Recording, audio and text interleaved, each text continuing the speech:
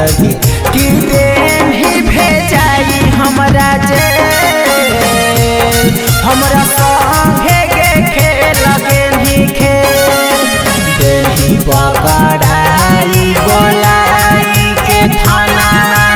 देही भेजाई दोसर देश पटना में खोल के छौड़ी 300 के धंधा है गे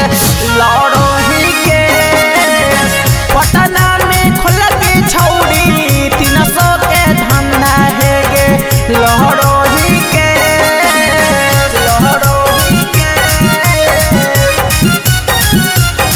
300 के धंधा है गे पटना में खोल के छौड़ी